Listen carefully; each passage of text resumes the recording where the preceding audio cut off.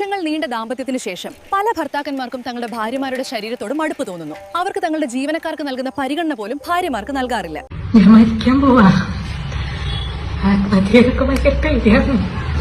കൈക്ക് ചെറിയ മുള്ളു കുത്തിയ പോലും ഭയങ്കര ടെൻഷനുള്ള ആളാണ്. ഏട്ടൻ പറഞ്ഞു, നീ ഒന്ന് എന്നാ മതി, ബാക്കിയെല്ലാം ഏട്ടൻ നോക്കിക്കോളാം. ഏട്ടൻ്റെ കല്യാണം കഴിക്കുമ്പോ എനിക്ക് പഠിക്കാനായിരുന്നു ആഗ്രഹം.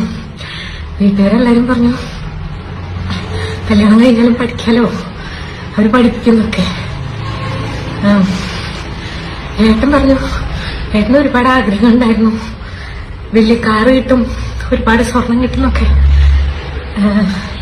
അച്ഛനും അമ്മയും ഒരുപാട് കിട്ടാവുന്നതിന്റെ മാക്സിമം ചെലവാക്കി തന്നെ കല്യാണമൊക്കെ നടത്തി തന്നത്. ഇവിടെ വന്നപ്പോ ആദ്യത്തെ കുറച്ച് ദിവസം കുഴപ്പമുണ്ടായിരുന്നില്ല. പിന്നെ കാറ് ചെറുതാണ്, സ്വർണം ചെറുതാണ്, കളറില്ല, ഭംഗിയില്ല, ഭക്ഷണമൊക്കെ അറിയില്ല. ഇവിടെ ജോലിക്ക് നിന്നിരുന്ന ചേച്ചിനായിരുന്നു. കുറച്ച് ദിവസം കഴിഞ്ഞപ്പോ ചേച്ചീനൊക്കെ പറഞ്ഞു കേട്ടു. പിന്നെ എല്ലാം ഞാൻ തന്നെയായി. കുറേശ്ശെ പഠിച്ചെല്ലാം ഞാൻ ചെയ്യാൻ തുടങ്ങി. ചിലപ്പോ ഏട്ടൻ നന്നായി അടിക്കും. വീട്ടിലൊക്കെ ആദ്യം പറഞ്ഞു നോക്കിയേ, വയ്യ എന്നെ കൊണ്ടുപോകാൻ പറ്റുമെന്നൊക്കെ. പക്ഷെ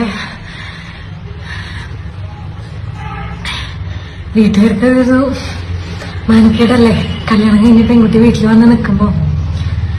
എനിക്ക് മനസ്സിലായി. പിന്നെ ഞാൻ പറച്ചിൽ നിർത്തി.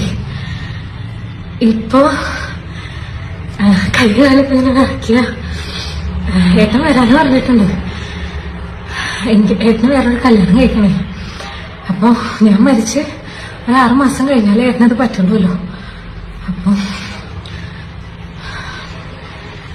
അപ്പൊ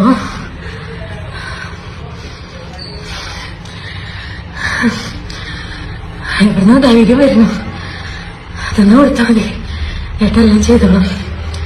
ഒരു ആത്മഹത്യക്കുറിപ്പ് എഴുതണം, എന്റെ കൈ കൊണ്ട് എഴുതണം ഏട്ടൻ പറഞ്ഞത്. തലയൊക്കെ കറങ്ങണ പോലെ.